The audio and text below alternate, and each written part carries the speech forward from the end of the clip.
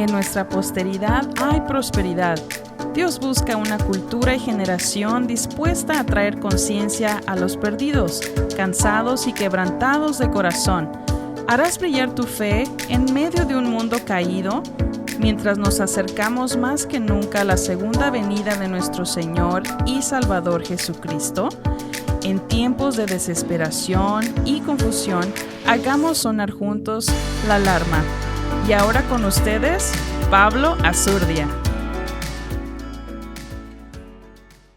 Vemos el diálogo que se da, la interacción que ellos tienen. Vemos cómo el hombre con Dios trabajan el Edén. Vemos cómo Dios conversa con Adán.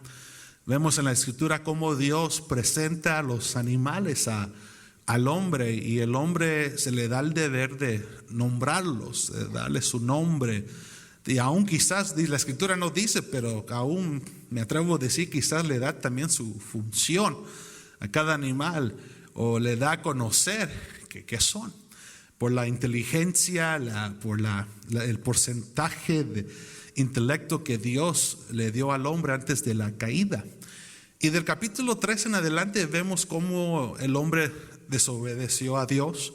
Vemos la caída de Adán, de Eva. Vemos cómo Dios les hace pieles para cubrir su desnudez, porque ellos se dieron cuenta que estaban desnudos. Y en este capítulo vemos el primer sacrificio de sangre, porque esas pieles no llegaron, digamos, de un lado, sino me imagino que dentro de la misma creación del huerto o fuera del huerto, aunque la palabra no dice detalladamente.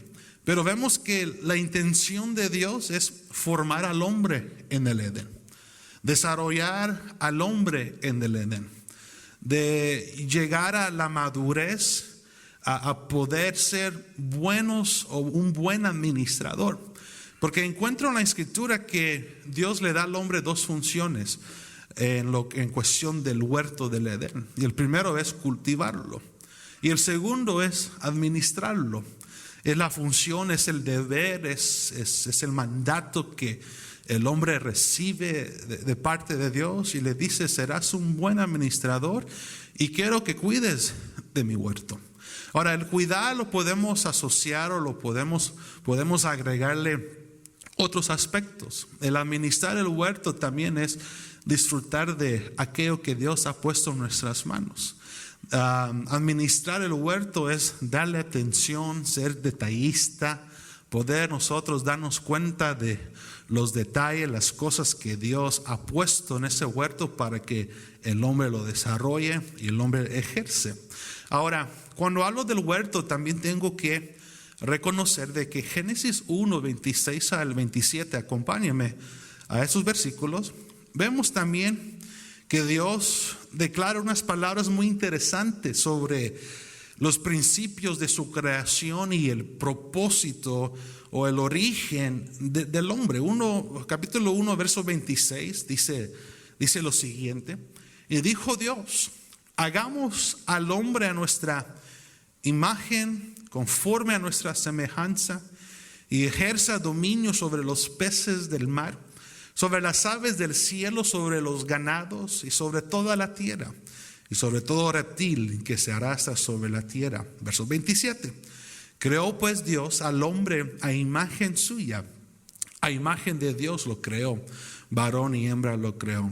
Ahora, versículo 26, regresemos a ese versículo. Dice que Dios nos creó a su imagen y semejanza. Diga conmigo: imagen y semejanza. Ahora, hay una similitud entre las dos, hay una relación entre las dos, pero al final del día las dos sí llevan una función muy distinta.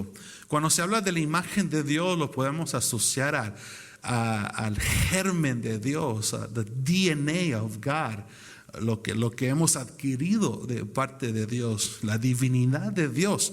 En esencia, usted y yo somos espíritu y venimos de Dios. Sabemos que Dios es espíritu, y Dios sopla vida a cualquier objeto o cualquier cosa que no tuvo vida. Dios le da vida.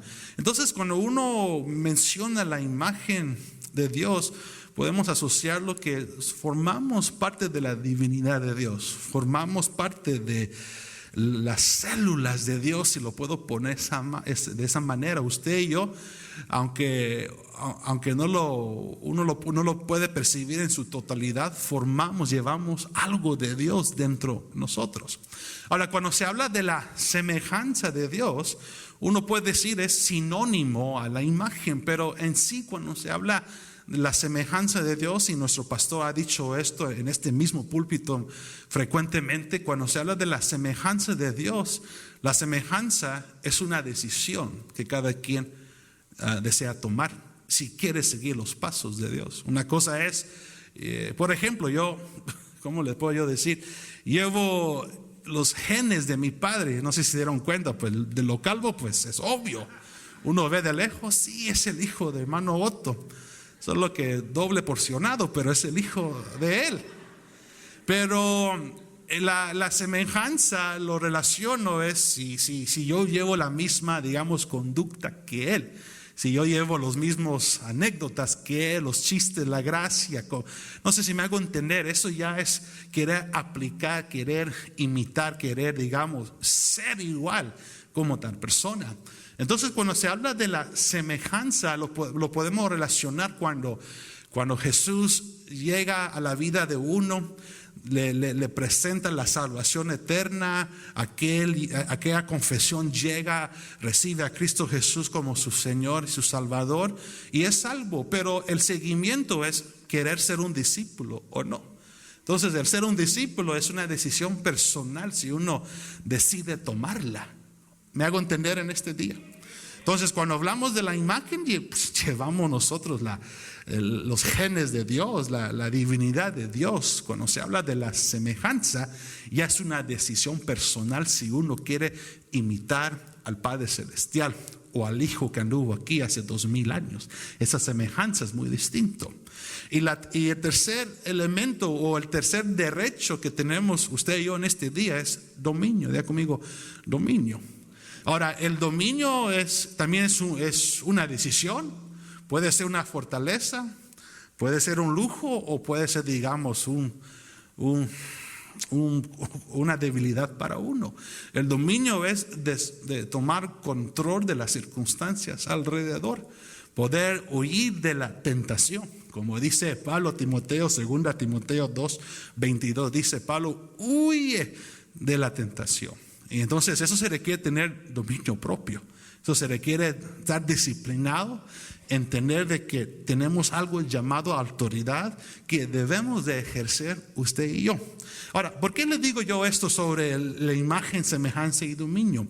Porque cuando Dios forma al ser humano, Dios le da esas tres gracias y lo planta en el huerto del Edén y le da esa dicha, esa formación de llevar la imagen de Dios en él, pero también formar la semejanza de Dios en él y aún ejercer dominio o autoridad en las cosas alrededor que le corresponde.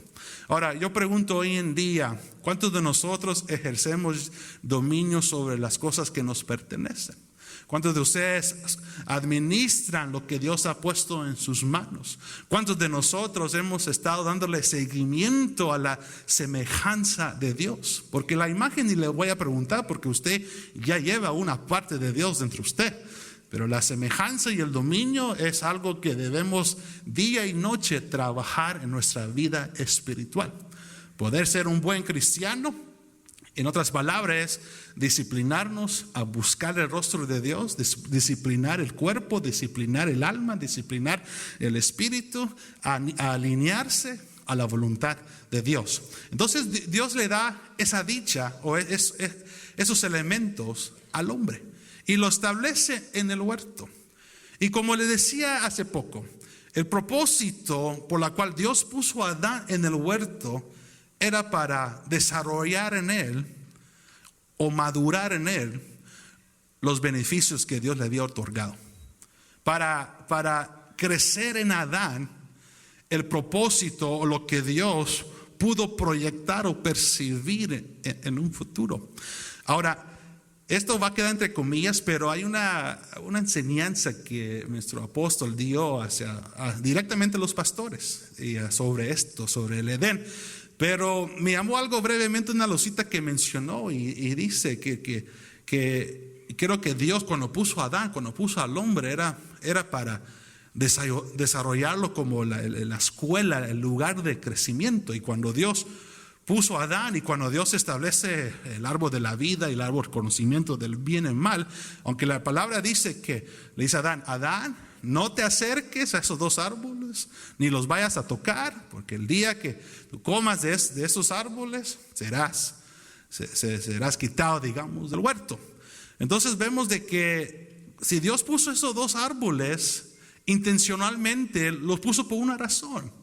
Pero la Biblia no lo dice, pero quiero nomás decir que cuando pienso en el huerto, cuando pienso en el Edén, yo en otras palabras es la escuela de formación, es la escuela del crecimiento. Por ejemplo, en este huerto, cuando pienso en el huerto del Edén, pienso, digamos, en los niños que van al elementary school. En ese elementary school, usted ve a los pequeños que están jugando con los estudiantes. Hay un tiempo de receso, ellos descansan, ellos comen, ellos andan corriendo por todos lados. Pero también hay un tiempo donde ellos se deben de formar, deben de estudiar. Se les debe educar, se les debe de implementar en ellos, digamos, las buenas tendencias, la buena ética, los buenos principios. Obviamente esa función viene de los padres, pero en sí lo que las escuelas ahora en día hacen es formar al individuo para que tenga, digamos, el mismo concepto o pensamiento de su cultura o sociedad. Entonces, cuando pienso en el huerto, es como que Dios tuvo en el corazón de formar a Adán, hacerlo pensar, digamos, en la cultura de su creación de Dios. No sé si me hago entender yo en este día. Entonces Dios establece a Adán, capítulo 2, vaya conmigo una vez más. Lo formó, verso 8, y plantó el Señor Dios un huerto hacia el oriente del Edén, y puso ahí al hombre que había formado. Diga conmigo, el huerto del Edén. Yo quiero decir una pregunta en este día a ustedes. Cuando pensamos en el huerto, es el lugar donde Dios nos está trabajando. Es el lugar donde estamos siendo moldeados día y noche por Dios. Pero también es el lugar donde uno debe de disfrutarlo. Uno debe de aprovecharlo. Hace 3 semanas, un martes, prediqué sobre los 4 ríos del huerto y qué significaba cada río. No voy a tocar qué significan los 4 ríos, pero usted lo puede conseguir en la librería, está la enseñanza. Pero esos 4 ríos también fueron establecidas para que el hombre disfrutara de ellas, para que el hombre pudiera entender y crecer en el desarrollo de Dios en el huerto y las aplicaciones del Edén. Entonces la pregunta que les quiero decir en este día, yo me pregunto también en este día, ¿en qué condición está tu huerto? ¿Has tomado el tiempo de caminar en tu huerto a ver cómo está la condición, el mantenimiento? ¿Lo has cultivado? ¿Lo has administrado? Porque cuando Dios puso a Adán, le dijo, quiero que cuides de ella y lo administres bien. Entonces yo quiero preguntar una vez más, y soy muy preguntón yo en este día, ¿cuántos de aquí estamos nosotros administrando correctamente el huerto? Nuestro huerto puede ser el templo del Espíritu Santo. Tu huerto puede ser, digamos, el tiempo íntimo con tu familia, con tus hijos. Puede ser tu hogar. Cada quien puede asociarlo a su manera. Pero cuando pienso del huerto, pienso de las delicias de Dios para el hombre. Dios planta al hombre en un lugar de delicia, en un lugar de placeres, en un lugar donde está experimentando la realidad de Dios. Veo en Génesis 3 que Dios caminaba al fresco del día. Dios tenía la tendencia de convivir con Adán, tenía la tendencia de convivir con los animales, tenía la tendencia de dialogar con cualquier ser que habitaba en esa dimensión del Edén. La Biblia no dice por cuántos años, cuánto tiempo estuvo Adán y Eva en ese huerto, pero la Biblia dice que Dios tenía de costumbre visitarlos. El propósito de Dios desde el principio era estar en convivencia con el hombre, convivir con su creación, convivir con aquel que lleva la imagen, que ejerce la semejanza y que otorga el dominio que Dios le ha dado. Nos vino muy callados ustedes hoy en este día. Entonces, cuando regresemos al Edén, al huerto, es una dimensión sobrenatural. Ahora, vemos que Dios estableció los cielos y la tierra.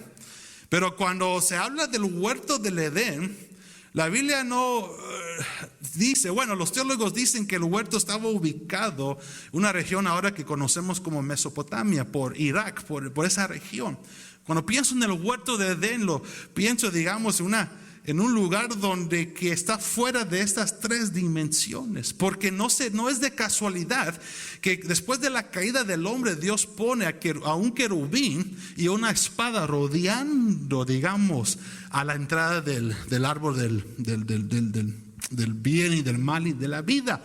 Y cuando uno piensa en un querubín, son ángeles que se transportan de dimensión a dimensión. Entonces, cuando Dios saca al hombre, cuando Dios saca a Adán y Eva, los sacó de esa dimensión, de esa realidad. ¿Sí me hago entender en este día? Entonces, Dios en su propósito, en su inicio, en sus orígenes, deseó en su corazón que el hombre sea plantado en un lugar de delicia, el Edén, que es el lugar de placer. Ahora, ¿qué hay en ese lugar? ¿Qué encontramos en ese huerto? Acompáñame rápidamente a Isaías 51. Isaías 51 vemos una declaración del profeta y dice unas realidades muy interesantes sobre este lugar. Isaías 51:3, cuando lo tenga, dígame. 51, verso 3, déjame encontrarle. Dice lo siguiente, bueno, vamos a leer de versículo 2 para tener contexto. Mirad a Abraham, vuestro padre, y a Sara, que os dio a luz. Cuando él era uno solo, yo lo llamé, lo bendije y lo multipliqué. Verso 3, ciertamente el Señor consolará a Sión, consolará todos sus lugares desolados, convertirá un desierto, escuchen bien, ¿qué dice su palabra? Convertirá un desierto en un paraíso, dice la Biblia de las Américas, dice, convertirá su desierto en Edén y su yermo un huerto del Señor. Ahora vean lo que encontramos en este huerto. Gozo, ya conmigo, gozo y alegría se encontrarán en ella, acciones de gracias y voces de alabanza. De conmigo, alabanza. Es el lugar donde uno puede ser como es delante de Dios. Es el lugar donde no te van a perjudicar por lo que eres en el Señor, por lo que has recibido de parte de Dios. En el Edén no existe la melancolía. En el Edén no existe la tristeza. En el Edén no existe la derrota. En el Edén lo único que existe es la plenitud del gozo del Señor sobre su vida. En el Edén es donde uno puede traer, digamos, algo que quizás usted y yo consideramos muerto, y ahí Dios le da vida. En el Edén es el lugar de restauración. En el Edén es el lugar donde usted y yo, en un día en particular, estaremos con nuestro Redentor. Estaremos en las murallas donde Cristo está. Porque Jesús dijo, donde yo voy, a ustedes los voy a llevar conmigo en un día en particular. Donde yo estaré, ustedes estarán conmigo. Creo que Juan 14 habla de las murallas que Cristo está preparando para nosotros. Entonces, en este Edén tenemos que recordar, es más, usted ya lo sabe, pero quiero nomás recordarle que es el lugar de consolación.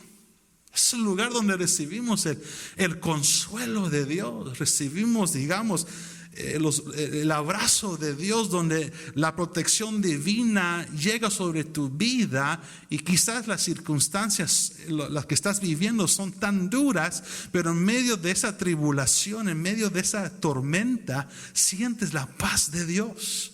Sientes el gozo de Dios.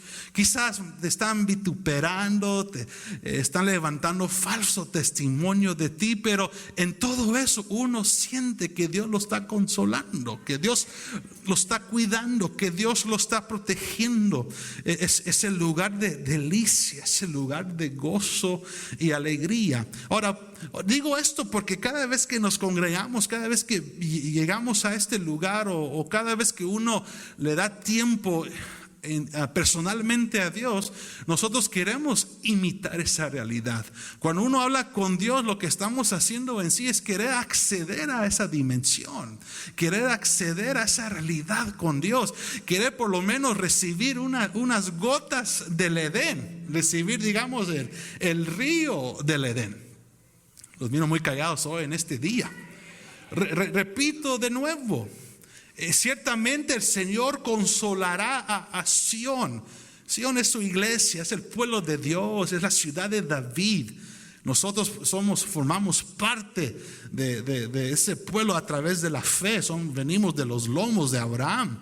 Es el lugar de consolación. Consolará todos sus lugares desolados. Pregunto en este día, ¿habrán áreas áridos en tu vida en este día?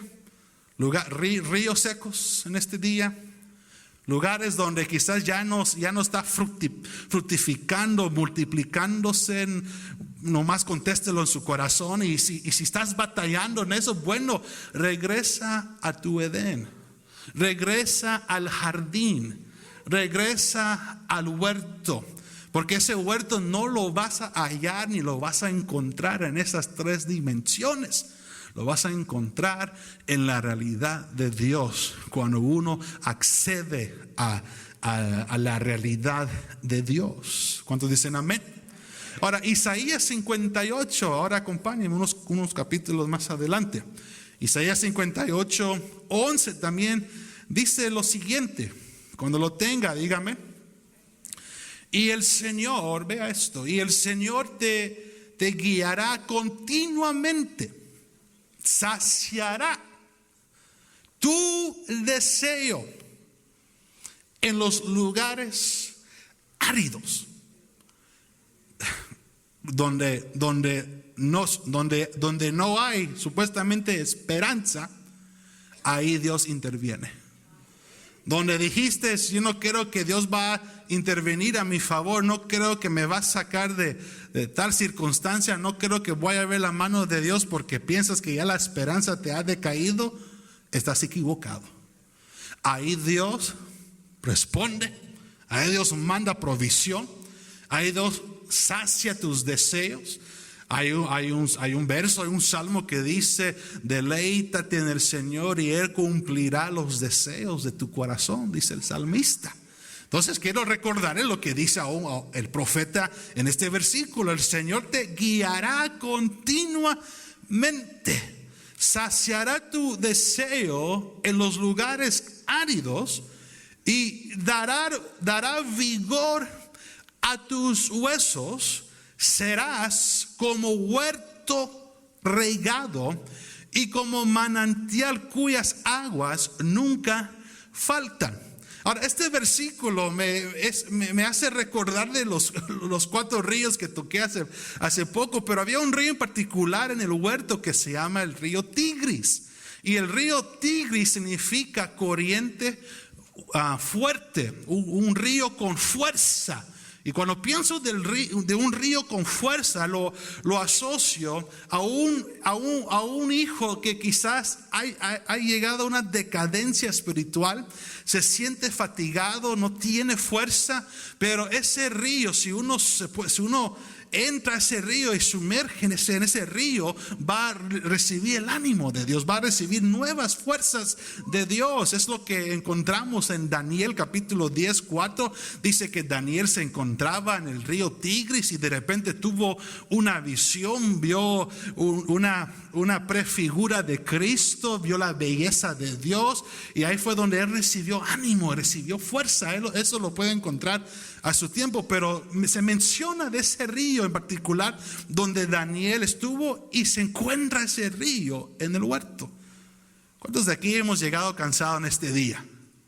Bueno, hoy es el día que vamos a renovar nuestras fuerzas, vamos a levantar nuestro ánimo, vamos a decirle: Señor, no voy a quedar por vencido, voy a seguir adelante porque no soy un cobarde. Los hijos de Dios no son cobardes. Los hijos de Dios, cuando comienzan algo, lo terminan por completo. Solo pocos dicen amén. Es el lugar de saciar tus deseos. Hermano, yo tengo muchos deseos de parte de Dios. Sueños que son sueños, pero que tarde o temprano se van a hacer una realidad. Y sigo pensando eso, sigo marchando hacia adelante, sigo creyéndole a Dios que esos sueños se me van a cumplir en un punto de mi vida. Pero lo que Él pide de nosotros es quedarnos quietos en el Edén, no salir del Edén. Porque cuando desobedecieron Adán y Eva, Dios los expulsó del Edén. Dios les sacó de esa realidad y de repente se encontraron en un lugar árido, en un lugar donde, bueno, con nuestras propias fuerzas y con el sudor de mi frente voy a tener que alimentar a mis hijos, voy a tener que alimentar a mi familia. Era un lugar donde ya no tenían la dicha, digamos, lo que el Edén les ofrecía. Estamos aquí en este día. Y por esa desobediencia vemos de que pues Adán y Eva pues la regaron para todos nosotros. Ellos son los culpables quizás por los conflictos y las luchas y las batallas que tenemos internamente cada día. Pero sabemos que Cristo Jesús ya nos redimió con su sangre preciosa. Ya nos está preparando nuestra muralla. Un día usted y yo vamos a caminar a la Nueva Jerusalén. Yo no sé cómo se va a ver, pero se va a ver mucho mejor de la Jerusalén que está aquí en la tierra. Y usted y yo vamos a estar en nuestra mansión, en esos palacios con el Señor. Ahora, por esta desobediencia también dice Joel 2:3. Acompáñenme rápidamente el libro de Joel. Joel 2:3 también el profeta declara algo muy interesante acerca de aquellos que desvían su Edén, o aquellos que llevan una vida lejos de Dios. Y me llama la atención cómo explica esta calamidad. Dice Joel 2:3: delante de él consume el fuego, y detrás de él abraza la llama, como el huerto del Edén. Es la tierra delante de él, y detrás de él un desierto desolado, y de él nada escapa. ¿A qué se está refiriendo Joel? Los enemigos de Israel, o las plagas que encontramos. Joel habla de 4 plagas y habla de 4 enemigos. Pero aquí vemos un descuido, y por ese descuido vemos una consecuencia que se da. Protege tu Edén, mi hermano. No descuides tu Edén. No descuides lo que Dios te ha dado. Ahora, regresemos al Edén, al capítulo 2. Vemos que Dios comienza a trabajar con el hombre en el Edén, en el jardín, si lo quiere decir. Es el lugar de desarrollo. Es el lugar que Dios pensó: bueno, aquí por toda la eternidad va a estar mi creación, el hombre, digamos, aquel que ejercía dominio sobre ese lugar. Piense conmigo un segundo. El Edén sí es el lugar de delicias, es el lugar donde Dios camina con uno, pero es el lugar también donde Dios nos forma, donde cada día nos vamos a ver más como Él, donde cada día vamos a hablar como Él, vamos a actuar como Él, vamos a llevar la misma conducta como Él. Y fue en ese lugar que Dios decidió de trabajar con Adán. Pero usted ya sabe lo que pasó después. Llega la desobediencia.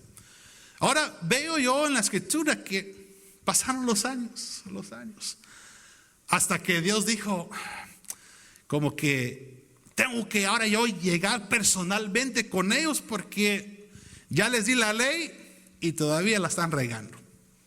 Ya puse líderes al frente de ellos y todavía me están desobedeciendo. Yo era su rey, pidieron un rey, les di un rey y aún así están desobedeciendo. A tal punto que Dios dijo, bueno, yo voy a ir personalmente a ver cómo está el asunto allá abajo. Porque ya traté con varias formas, ya traté con todo y todavía no, el hombre en sí no ha llegado a la estatura. No sé si me hago entender. Dios llega y vemos que su ministerio de repente comienza a ejercerse a los 30 años. 3 años y medio estuvo cumpliendo la voluntad del Padre, conviviendo con sus discípulos, hablándoles del reino de Dios, expulsando demonios y todo lo que encontramos en la Escritura. Ahora, vaya conmigo a Marcos 14. Y vemos que ya nuestro Señor Jesús ya está, digamos, a la puerta de cumplir con el propósito por lo cual fue enviado. Darle salvación a la humanidad, redimir a los perdidos, sanar a los enfermos. Y vemos que en Marcos 14 ya Cristo está al punto ya de regresar de nuevo con el Padre. Ya ha entendido, ya entiende las debilidades del hombre, ya entiende la condición del hombre. Ahora vemos en el capítulo 14, verso 36, paremos un momento. En el principio, diga conmigo, en el principio Dios formó los cielos y la tierra, pero formó un huerto, un jardín. Es lo que el capítulo 2 de toda la Biblia nos enseña, que Dios forma un huerto, un jardín, y establece al hombre en el jardín. Ahora, en Marcos 14, verso 35, vamos a leer versículo 34, vemos que ya está a punto de cumplir su ministerio, y vea dónde se encuentra Él, nuestro Señor Jesús. Verso 34, y les dijo, mi alma está muy afligida hasta el punto de la muerte. Quedaos aquí y velad. Verso 35, adelantándose un poco, se postró en tierra y oraba que si fuera posible pasara de él aquella hora. Y decía, Abba Padre, para ti todas las cosas son posibles. Aparta de mí esta copa, pero no sea lo que yo quiero, sino lo que tú quieras. Quiero detenerme aquí. ¿Dónde se encontraba nuestro Señor Jesús? En un huerto, en un jardín. Comenzó con el hombre en un huerto. Comenzó a trabajar con el hombre en un huerto. Invitó a Pedro, Juan y Jacob con él a un huerto. Y se encuentra ahora ya en ese huerto, a punto ya de completar lo que Dios le llamó a hacer. Dios se dio cuenta que Adán no pudo. Dios se dio cuenta que los hombres de la antigüedad no pudieron.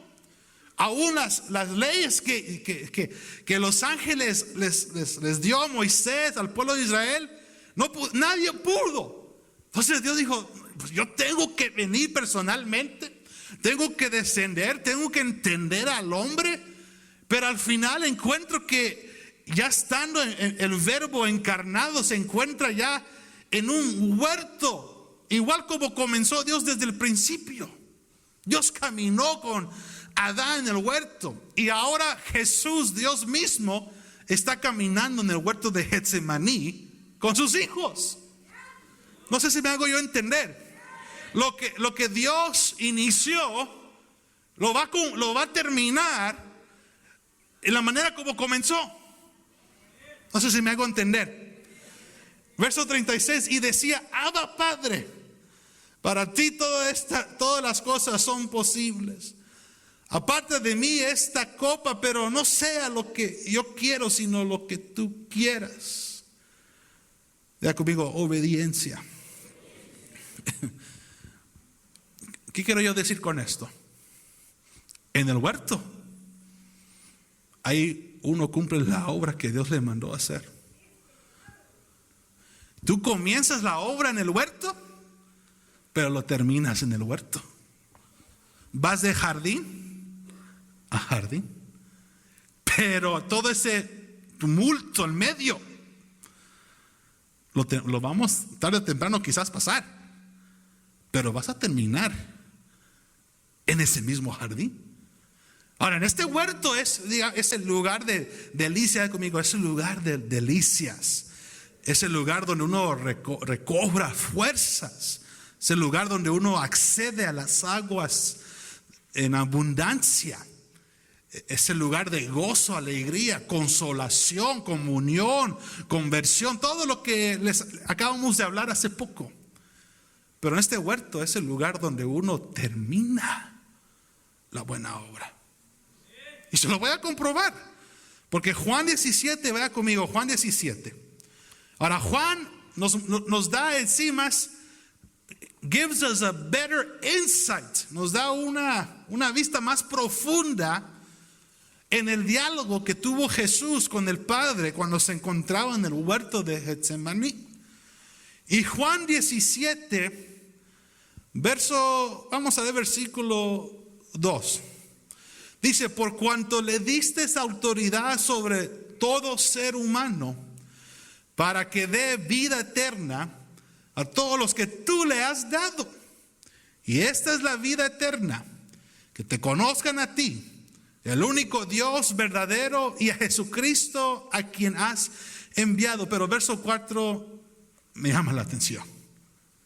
Y yo te glorifiqué en la tierra, habiendo terminado, ¿qué dice? La obra que me diste que hiciera. Y ahora glorifícame tú, Padre, junto a ti, con la gloria que tenía contigo antes que el mundo existiera. Yo veo dos cosas interesantes. Es el lugar donde uno termina la comisión que Dios le mandó a hacer, y es el lugar donde Dios te regresa tus recuerdos celestiales. Acuérdense, usted y yo venimos de Dios. Pero yo pregunto, ¿usted se recuerda cuando estuvo con Dios? No, yo no. Si hay alguien aquí, pues amén, cuénteme cómo se ve el mero allá arriba. Pero cuando uno ya llega, digamos, al final de la carrera, se le enciende la luz espiritual. The sixth sense, digo yo, se te enciende. Ah, sí, me acuerdo, Señor. Jesús lo dice. Cuando Jesús llegó a esta tierra, y cuando comenzó a formarse, digamos, al hombre que ahora se encuentra en el huerto de Getsemaní, él no se recordaba en sí total de cómo era la relación íntima con el Padre. Él sabía que el Padre lo envió. Es como usted y yo, el Padre nos envió acá, sabemos que somos de Dios. Pero en ese huerto se recordó: ya me recuerdo mis orígenes. Mi hermano, démosle mantenimiento a nuestro huerto, porque al final vamos a terminar cumpliendo el propósito de Dios en ese huerto. Y en ese huerto usted y yo vamos a disfrutar todo lo que Cristo prometió para su pueblo. restauración, gozo, alegría, la plenitud de Dios. Comenzamos en un huerto y vamos a terminar en un huerto. Póngase de pie en este día.